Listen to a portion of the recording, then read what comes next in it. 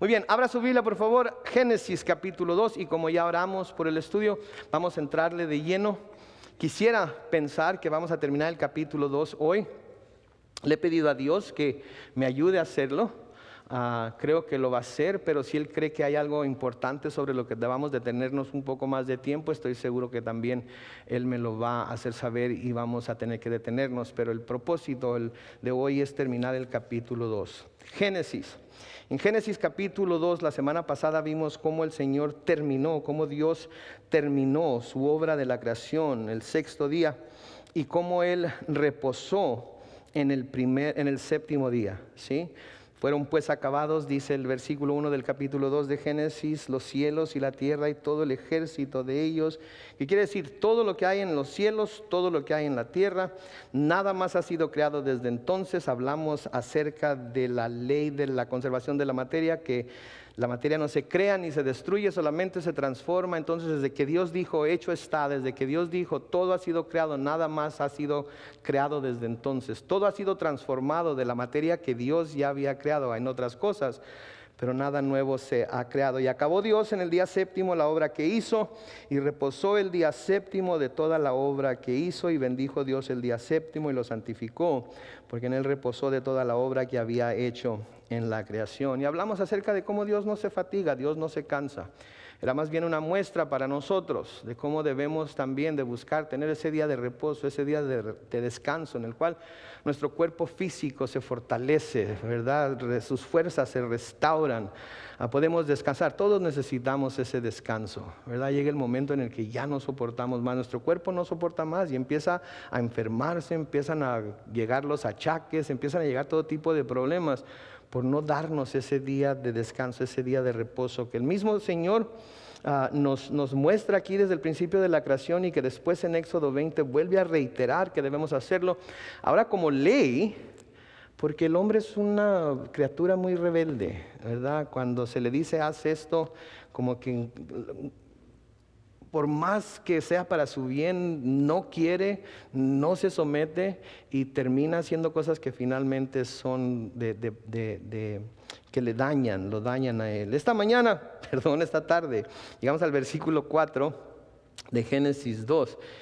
Y vamos a leer todo el capítulo, ¿qué le parece? Y luego damos una repasada y vemos hasta dónde llegamos. Capítulo 2, versículo 4 de Génesis, dice así: estos son los orígenes de los cielos y de la tierra cuando fueron creados el día que Jehová Dios hizo la tierra y los cielos.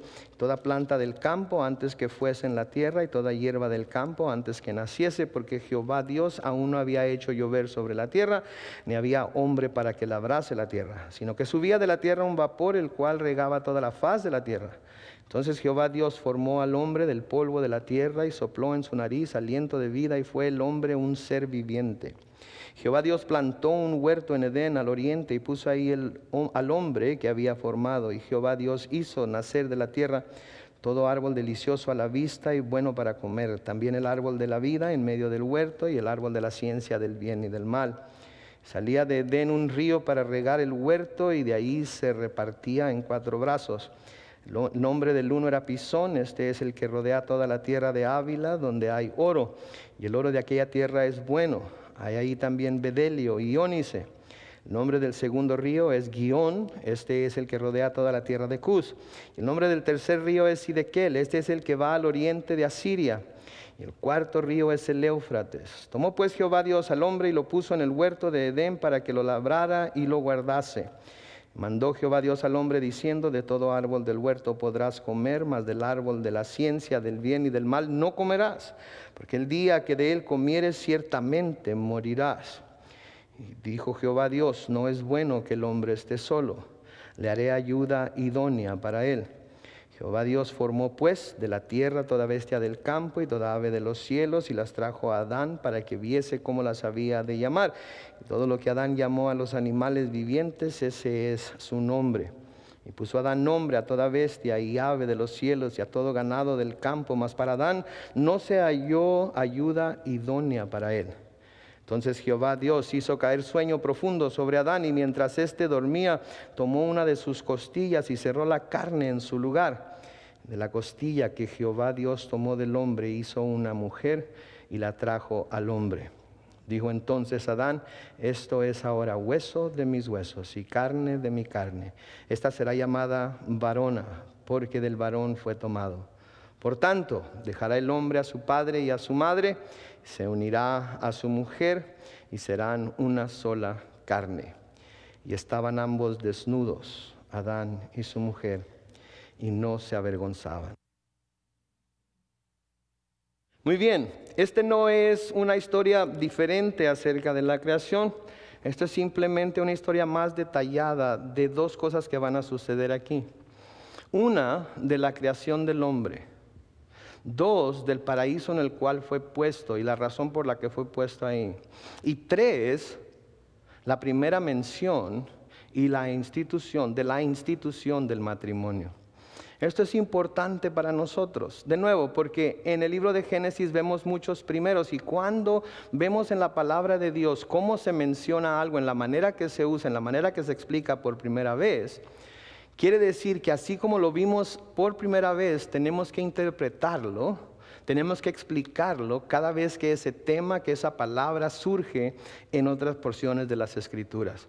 Eso nos evita tener que sacar conclusiones y tener interpretaciones equivocadas de lo que Dios quería decir. Dios no cambia, su palabra no cambia, Dios no cambia de opinión. Lo que Él hizo desde el principio va a seguir así, ha seguido así a través de las edades y seguirá así hasta el fin de los tiempos. Entonces es importante que nos demos cuenta de ello, porque conforme a lo que vamos a ver aquí en el final de este capítulo 2, vamos a tomarlo como instrucciones y vamos a tomarlo como una guía para que siempre que veamos cosas como las que se mencionan aquí, volvamos a ese capítulo 2 y sepamos que eso es exactamente lo que Dios quiso decir. Entonces, en el versículo 4 una vez más dice: estos son los orígenes de los cielos y de la tierra cuando fueron creados, el día que Jehová Dios hizo la tierra y los cielos. Sabemos que Jehová Dios hizo la tierra y los cielos y todo lo que en ella hay en 6 días. Entonces, al hablar de que el día, está hablando de un punto histórico, ¿verdad? Está hablando de un punto en la historia, en el pasado, en el cual Él hizo esto, pero no quiere decir que lo haya hecho todo en ese mismo día. Es simplemente una forma de decir las cosas. Noten que usa la palabra orígenes. ¿Sí? Origen quiere decir principio, nacimiento, raíz y causa de algo. Origen, principio, nacimiento, raíz y causa de algo. En este caso, de todo lo que hay en el universo, en el cielo y en la tierra. Y a través de nuestros estudios pasados hemos podido ver que la causa, el origen, la raíz, el nacimiento, el principio de todo lo que hay en el universo fue Dios. Y de hecho, la misma palabra de Dios nos deja saber que fue Él el que lo creó. Ahora, hay lo que se llama la apologética, ¿verdad? Que trata de explicar la existencia de Dios, que trata de defender la fe cristiana, que es muy bueno, es una muy buena enseñanza que debemos todos buscar tener. Pero como cristianos, y creo que todos los que estamos aquí somos cristianos, si alguno no lo fuera, mi oración es que Dios a través de estos estudios toque su corazón y se convierta al cristianismo. Como cristianos tenemos la obligación, antes de ir a buscar todo tipo de libros y de ir a buscar todo tipo de información, de ir a buscar todo tipo de enseñanza que sea extra bíblica, tenemos la obligación de buscar primero la explicación para todas las dudas que tenemos acerca de Dios, de quién es, cómo obra, qué es lo que hace, etcétera, etcétera, dentro de la misma Biblia. Porque este libro que tenemos aquí es la palabra de Dios. Ahora, una vez que nos hayamos aprendido este libro, una vez que hayamos estudiado este libro, y a veces se necesita ayuda de otros libros, entonces podemos buscar en las diferentes ciencias y en los diferentes estudios la manera de defender nuestra fe o de explicar nuestra fe delante de los incrédulos. Pero como personas que somos ya creyentes en Dios, tenemos que fortalecer nuestra fe escudriñando las Escrituras para que sea de ellas que recibamos la información que necesitamos. Y las Escrituras están llenas de cosas que diferentes hombres a través de la historia, inspirados por el Espíritu Santo, han escrito dentro de ellas, que nos dejan saber que Dios fue el creador de todas las cosas. Y tenemos que ver a las Escrituras para encontrar esas evidencias. Pero cuando las vemos en las Escrituras y luego vemos que la ciencia finalmente está alcanzando a lo que las Escrituras dicen, eso afirma nuestra fe. Al principio de este estudio les dije que este libro no es un libro científico. Sin embargo, vamos a poder ver a través de nuestro estudio en Génesis que hay puntos científicos, hay cosas científicas que el hombre ha estado descubriendo, ¿sí?, a través de los siglos, que la Biblia ya había mencionado miles de años antes. Y eso es bueno para nosotros, saberlo, verlo, porque eso simplemente nos llega a confirmar que lo que estamos creyendo es verdad. El universo mismo nos da testimonio de que Dios es su creador. La creación misma nos da testimonio de que fue por su voluntad, de que fue por su palabra, que todo lo que vemos existe. Y la creación misma cuenta la gloria de Dios. Acabamos de cantar, ¿verdad?, que la tierra está llena de su gloria, ¿sí? Lo cantamos no simplemente porque se oye bien, lo cantamos porque la palabra de Dios dice que ese es el caso. Tenemos que recordar que los cantos que cantamos debemos de escudriñar. Así como yo les digo a mis hijos que se fijen en la letra de los cantos, de las canciones que oyen. Yo como pastor, ustedes como cristianos, tienen que escuchar la letra de los cantos que cantamos para ver si lo que estamos cantando está de acuerdo a la palabra de Dios o no. Porque hay muchas canciones que se cantan en iglesias que simplemente son canciones para hacer que la congregación se sienta bien, es un buen ritmo, es un buen mensaje de amor y todo lo demás, pero teológicamente no están correctas. Entonces, hasta eso tenemos que cuidar para que podamos saber que lo que estamos cantando, de hecho, Dios lo está recibiendo. Entonces, al cantar que la tierra está llena de su gloria, sabemos que es cierto. ¿Por qué? Porque la palabra de Dios lo dice. Salmo capítulo 19, en los versículos 1 al 3 nos dice: los cielos cuentan la gloria de Dios y el firmamento anuncia la obra de sus manos. Un día emite palabra a otro día y una noche a otra noche declara sabiduría. No hay lenguaje ni palabras, ni es oída su voz. ¿Qué nos está diciendo aquí? Que la creación, aun cuando no tiene un lenguaje, la creación, aun cuando no usa palabras, nos está diciendo con una voz muy clara y muy alta, a través de su grandeza y de su majestad, a través de lo complicado que es, a través del diseño que podemos ver en ella, que tuvo un creador. Y nosotros, porque conocemos la Biblia, sabemos que ese creador es Dios. Sabemos que el creador de todas las cosas es Dios, que Él lo formó con el poder de su palabra. Y la Biblia reitera eso y afirma eso, y eso afirma nuestro corazón. Entonces la creación, sin tener una voz, sin tener un lenguaje, habla del poder de Dios, habla de la creatividad de Dios, habla de cómo Él fue el que ideó, diseñó y puso todo lo que vemos en el orden que lo vemos. Y eso debe, de nuevo, arraigar nuestra fe, cimentar nuestra fe, saber que si esto es verdad, entonces todo lo demás que vemos a través de todas las Escrituras es verdad. ¿Se acuerdan cuando comenzamos el capítulo 1? Les dije que si no tienen problema con las palabras en el principio, creó Dios, los cielos y la tierra, deben tener problema con ninguna otra cosa que la Biblia diga, porque si es tan poderoso para haber hecho eso, entonces es poderoso para hacer cualquier cosa. En el libro de Job, en Job 38, los versículos 4 al 7, Dios hablándole a Job le dice: ¿dónde estabas tú cuando yo fundaba la tierra? Házmelo saber si tienes inteligencia. ¿Quién ordenó sus medidas, si lo sabes? ¿O quién extendió sobre ella cordel? ¿Sobre qué están fundadas sus bases? ¿O quién puso su piedra angular? Note que aquí se nos habla de que la tierra tiene medidas. Cuando hablamos de medidas, quiere decir que hay una medida exacta que Dios quiso hacer la tierra y así la hizo. No es por coincidencia, no fue un trozo de materia que se desprendió de algo más grande, que empezó a girar y a través de millones de años empezó a volverse redonda y empezó a tomar la forma que tenía. No, Dios la diseñó con esa medida específica, la puso en el cielo, en su órbita, a la distancia perfecta que tenía que estar del sol, para que no nos quemáramos, para que tuviéramos el suficiente calor para no congelarnos. Unos cuantos grados más cerca, unos cuantos grados más lejos, y no habría vida en la tierra. Él estableció la medida que iba a tener. Él estableció hasta dónde van a llegar las olas del mar, como se nos dice en otro salmo. Él fue el que lo diseñó todo. No fue cosa del azar, no fue cosa de la suerte. Fue Él el que lo diseñó.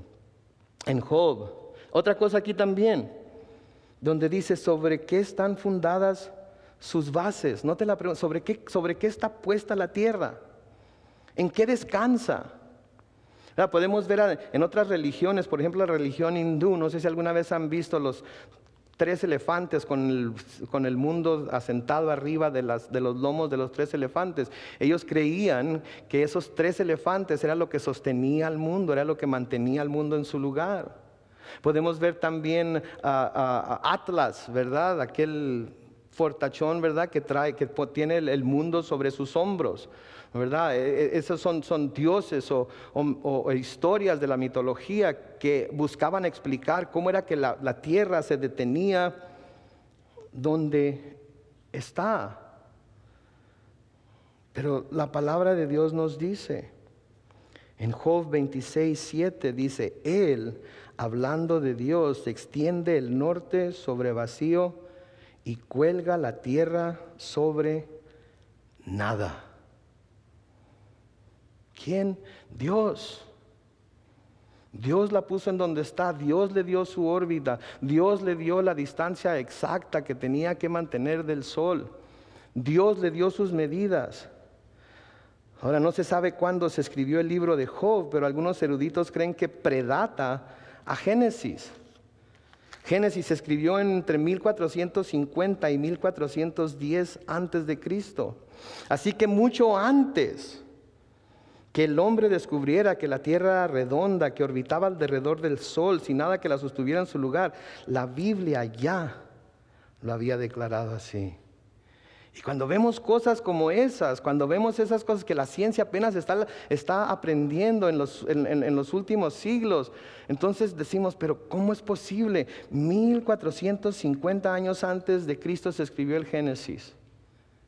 Se dice que Job se escribió mucho antes que eso. Y ya se decía en la Biblia que la tierra estaba colgada sobre nada. Esta es la palabra de Dios. Esto es lo que la palabra de Dios declara.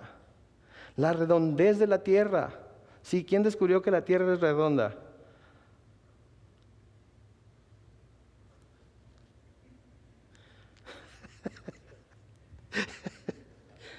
Isaías lo escribió. Isaías lo escribió en Isaías capítulo 40 versículo 22. Dice, ¿no sabéis? Perdón, Isaías 40, 22. Él está sentado ¿sobre qué? Sobre el círculo de la tierra, cuyos moradores, hablando de los hombres, son como langostas. Él extiende los cielos como una cortina, los despliega como una tienda para morar. Él está sentado sobre el círculo de la tierra. ¿Sí? ¿Saben cuándo se escribió Isaías? Isaías fue escrito entre el año 740 al 618 antes de Cristo. ¿Saben cuándo empezó a entrar en la mente del hombre que quizás la tierra era redonda? 300 años antes de Cristo. 300 años antes de Cristo. Apenas el hombre empezó a notar ciertas cosas cuando había eclipses, que podían mirar la forma de la tierra cubriendo la luna lentamente, que miraban el círculo de la tierra. 300 y tantos años después, el hombre empezó a idear que quizás la tierra pudiera ser una esfera. Pero yo sé que todos, cuando dije ¿quién descubrió que la tierra era redonda?, todos pensaron Cristóbal Colón, ¿verdad? Pero no fue Cristóbal Colón. Es más, muchos historiadores dicen que Cristóbal Colón supo de alguna manera escuchó, leyó que había tierras nuevas si viajaba de Europa hacia el occidente, y que iba a encontrarlas. Pero nunca comprobó que viajando hacia el oriente, hacia el occidente, se podía llegar al oriente. Y ahora todos sabemos que fue en 1492, ¿verdad? Pues no fue así. ¿Ok? De hecho, no fue sino hasta que Fernando de Magallanes y Juan Sebastián Elcano circunnavegaron el mundo en 1519 que pudo demostrarse prácticamente que la Tierra era redonda. 1519. Sin embargo, Isaías, inspirado por el Espíritu Santo en el año 740 a.C., ya estaba hablando del círculo de la tierra.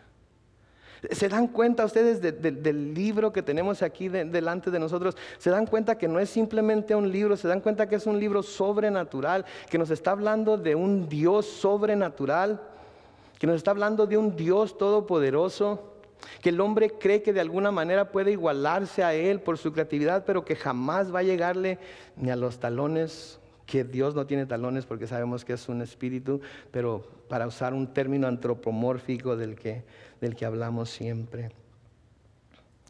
¿Han escuchado hablar de los Pléyades? ¿Sí? ¿Algunos? Escuchen esto. Las Pléyades son un grupo de estrellas las cuales se sitúan a una distancia aproximada de 450 años luz de la Tierra. 450 años luz de la Tierra. Quise sacar las cuentas, no pude. Hubiera tenido que llenar 10 páginas de ceros para poder, de hecho, decirles la cantidad. Y no conocía yo el nombre de un número con tanto cero. Pero les voy a dar una idea, ¿ok? Una distancia aproximada de 450 años luz de la Tierra. Y están contenidas en un espacio de 30 años luz. En otras palabras, se necesita un espacio de 30 años luz para poder contener el Pléyades.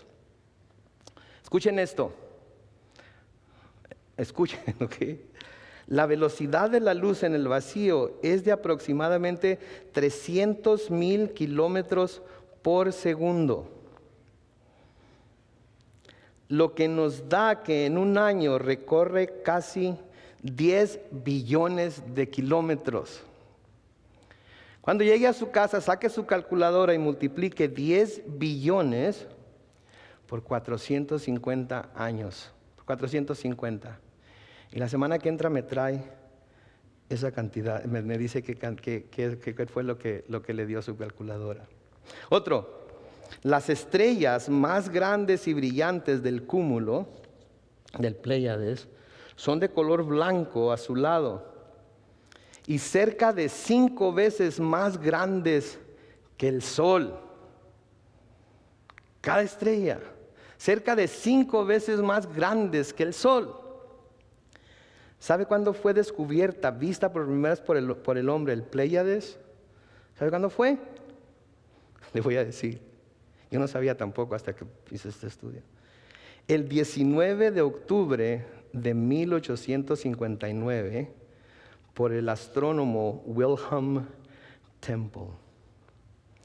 19 de octubre de 1859. Ya hemos dicho que el Génesis fue escrito 1410 años antes de Cristo y que se piensa que Job data de más antiguo todavía. Job habla del Pléyades en la palabra de Dios. En Job 9:9 dice, Él, hablando de Dios, hizo la Osa, el Orión y las Pléyades y los lugares secretos del sur.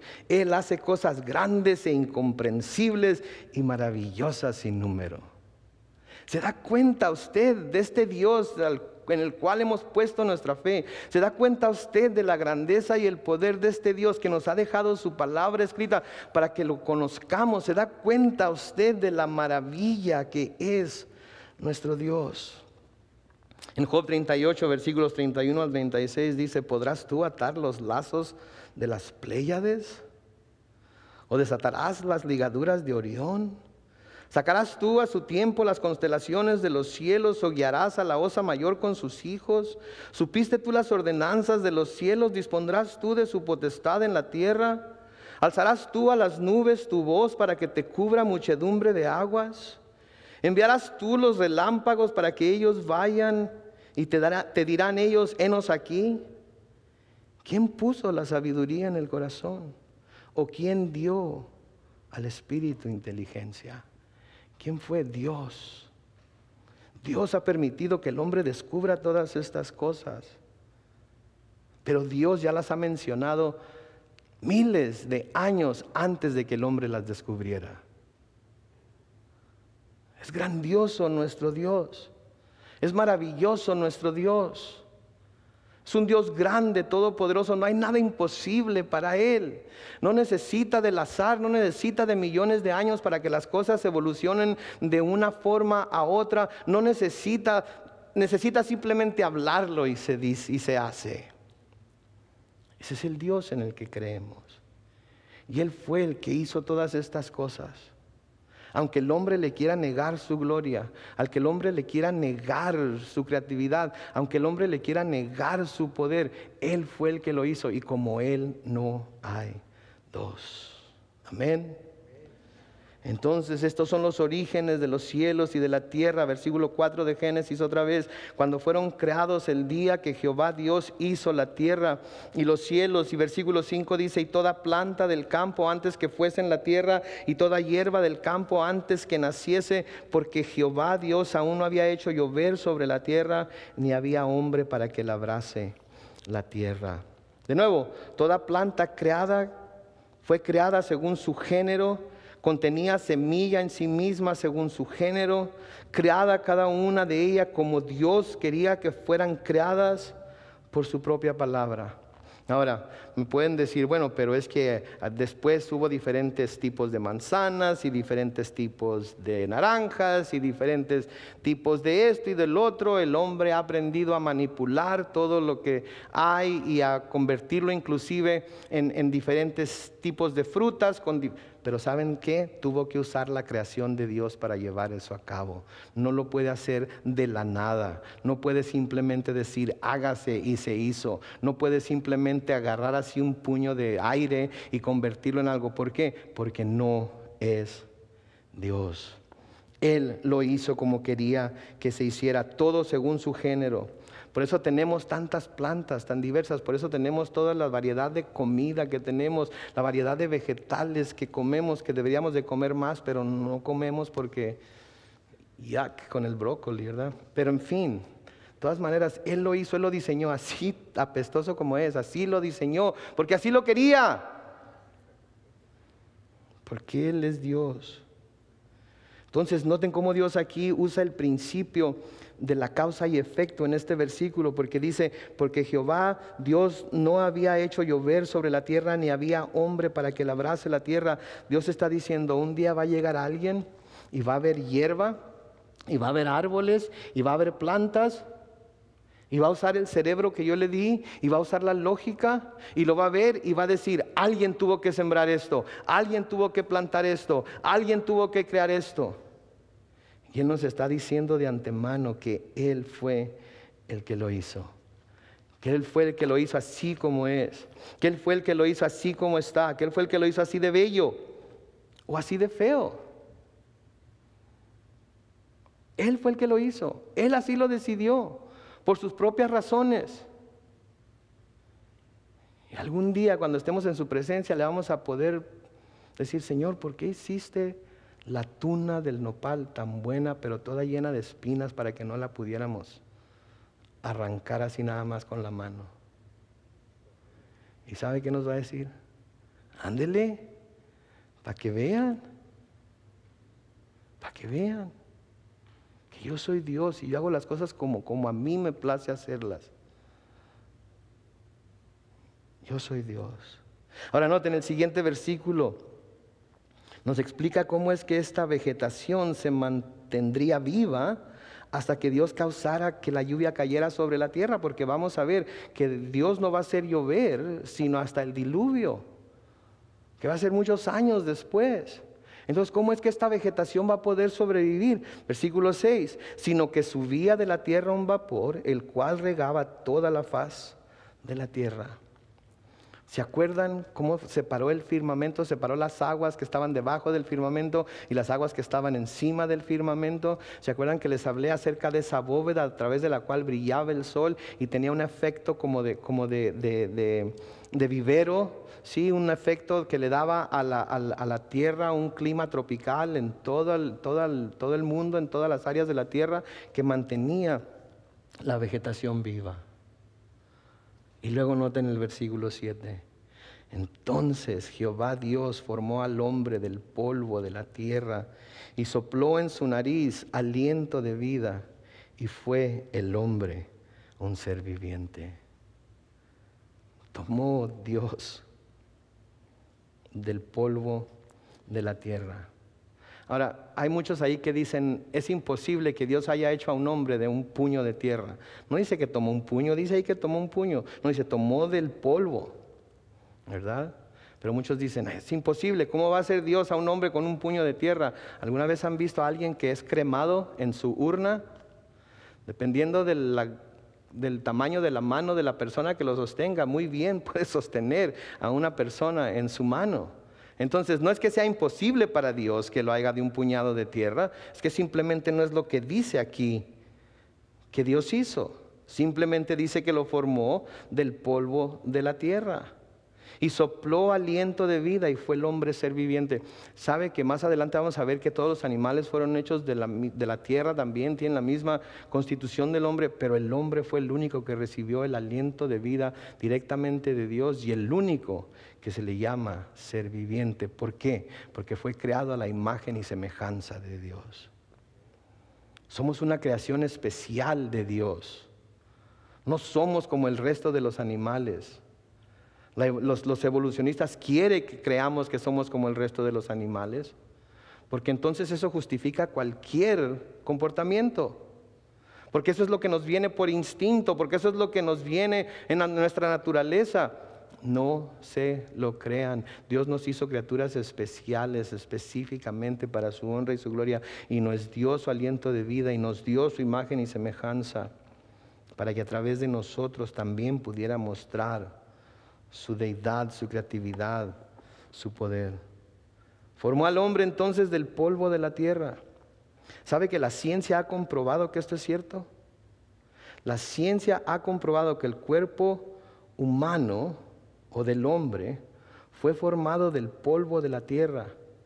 Y esta prueba está en que el cuerpo humano está compuesto de materiales y minerales encontrados en la superficie del suelo o de la tierra, y no del centro de la tierra, sino del suelo, de la tierra que encontramos así encimita. De eso fue creado el hombre.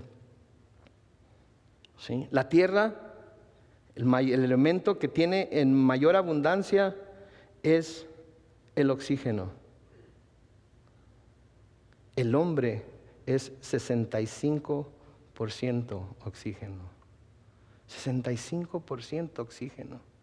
Piensa en todo el oxígeno que llevan nuestras células, en todo el oxígeno que está en nuestra sangre, en el oxígeno que entra en nuestros pulmones. Piensa en todo ello. 65% del cuerpo humano es oxígeno. El carbono también es abundante sobre el suelo y constituye el 18% del cuerpo humano. 18% del cuerpo humano.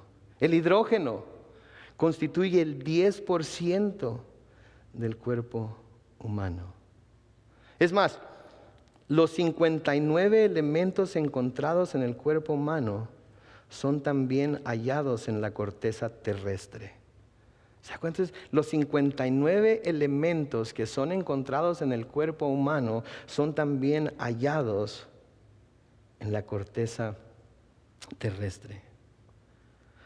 Asombroso que lo que la Biblia dice concuerda con lo que la ciencia ha descubierto, que es la composición del cuerpo humano.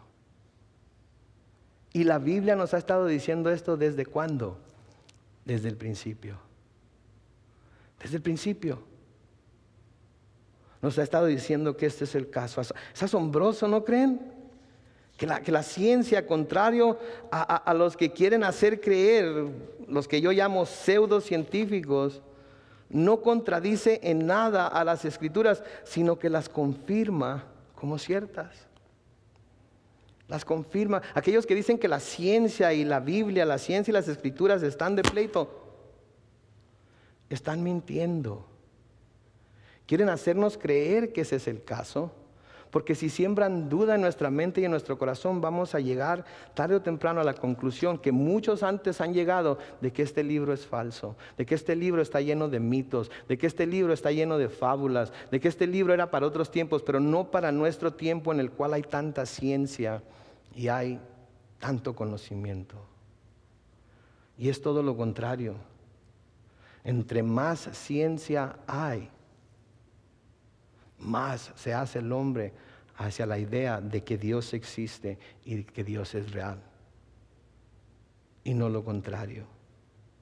El salmista en el Salmo 103, los versículos 13 y 14 nos dice esto acerca de Dios: como el Padre se compadece de los hijos, se compadece Jehová de los que le temen, porque Él conoce nuestra condición y se acuerda de que somos ¿qué?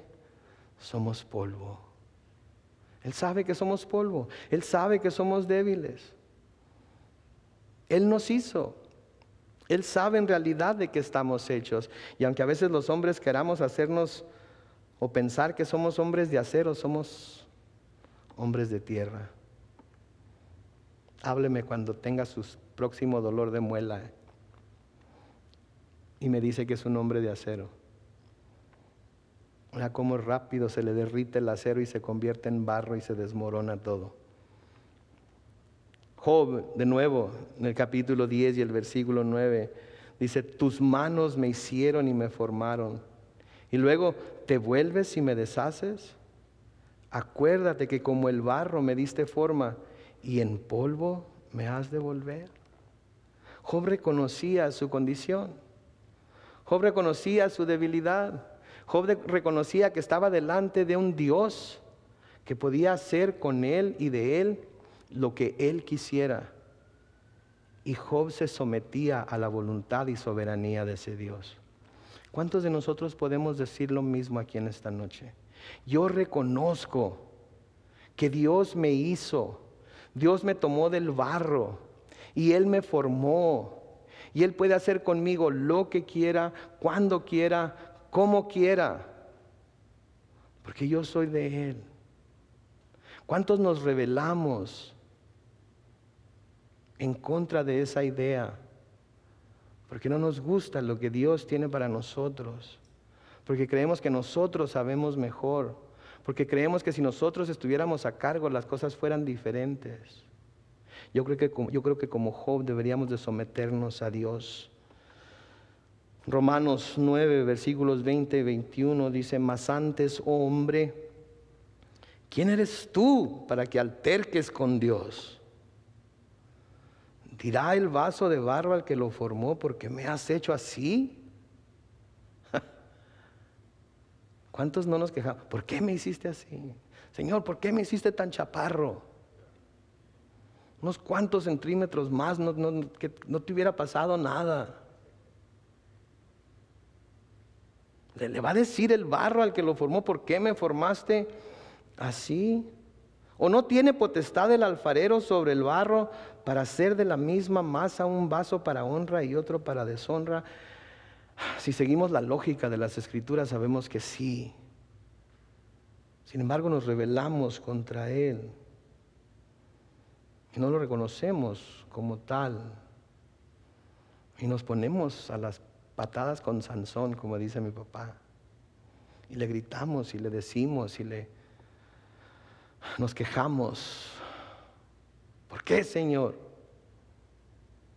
Él es Dios. Él nos hizo del polvo. Y si no fuera por su gracia y su misericordia, Él podría molernos en cualquier momento y no habría nada que pudiéramos hacer. Creo que nuestra actitud debe ser la del salmista en el Salmo 39, los versículos 4 al 7. Hazme saber, Jehová, mi fin, y cuánta sea la medida de mis días. Sepa yo cuán frágil soy. He aquí diste a mis días término corto, y mi edad es como nada delante de ti. Ciertamente es completa vanidad todo hombre que vive. Déjenlo ahí. Ciertamente es completa vanidad todo hombre que vive. ¿Sabe qué quiere decir vanidad? Vacío, nada. Eso es lo que es delante de Dios todo hombre que vive, una vanidad. ¿Qué es el hombre? Dice el salmista en otro lugar, para que te acuerdes de él.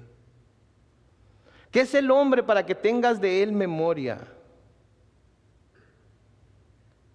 ¿Quiénes creemos que somos para creer que merecemos el amor de Dios y que su Hijo Jesucristo haya venido a morir por nosotros como murió?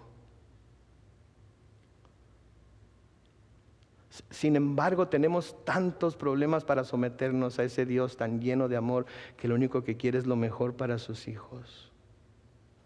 El versículo 6 de este mismo Salmo 39 dice: ciertamente como una sombra es el hombre, ciertamente en vano se afana, amontona riquezas y no sabe quién las recogerá. Déjenlo ahí, por favor.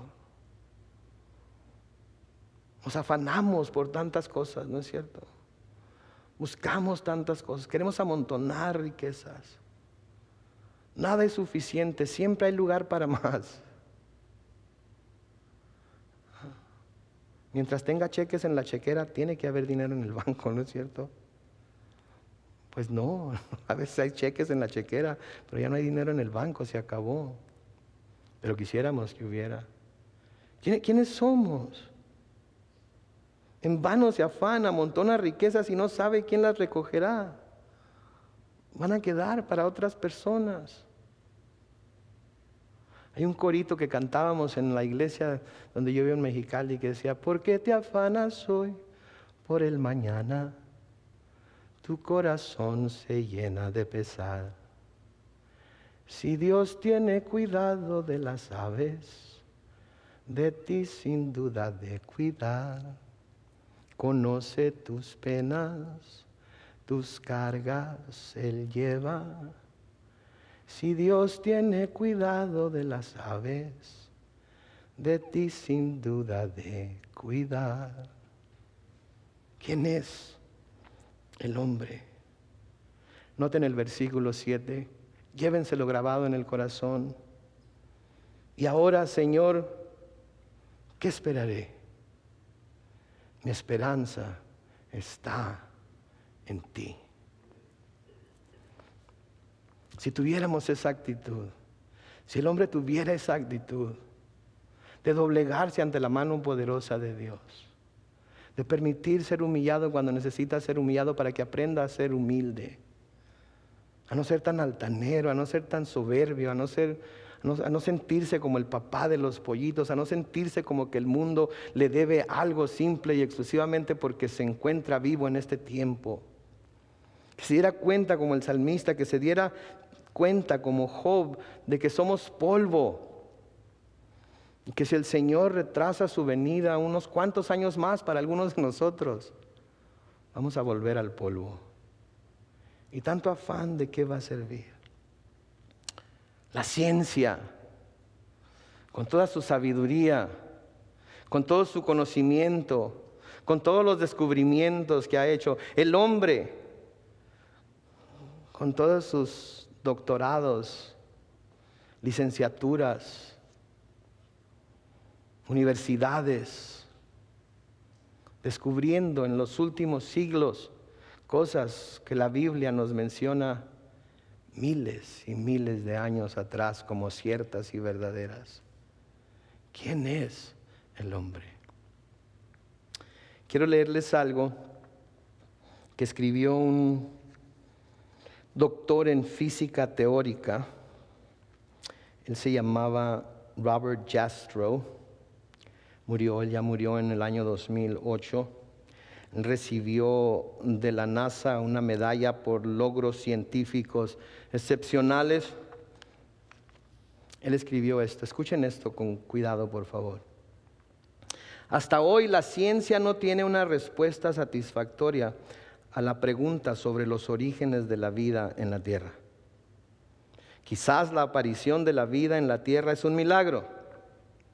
Los científicos se rehúsan a aceptar este punto de vista, pero todos los puntos de vista que les quedan para escoger son limitados. O la vida en la Tierra fue creada por un ser que está más allá de lo que puede captar el entendimiento científico, o evolucionó sobre el planeta espontáneamente a través de reacciones químicas que ocurrieron sobre materia no viviente que estaba sobre la superficie del planeta. La primera teoría pone la pregunta acerca de los orígenes de la vida más allá de la investigación científica. Es una declaración de fe en un ser supremo que no está sujeto a las leyes de la ciencia. La segunda teoría también es un acto de fe. Este acto de fe consiste en asumir o suponer que el punto de vista científico del origen de la vida es correcto, sin tener evidencia concreta que apoye esta creencia. Los detalles difieren, pero los elementos esenciales de los recuentos astronómicos y bíblicos de Génesis son los mismos. La cadena de eventos que llevan al hombre comenzaron de repente y a partir de un punto determinado en el tiempo, en un destello de luz y energía. Para el científico que ha vivido por fe en el poder de la razón, la historia termina con una horrenda pesadilla. Escuchen este último párrafo. Ha escalado, hablando del científico, la montaña de la ignorancia. Está a punto de llegar a la cima más alta. Y al darse un último estirón para llegar a la última roca, ahí para darle la bienvenida está un grupo de teólogos que han estado en ese lugar por siglos. Qué triste.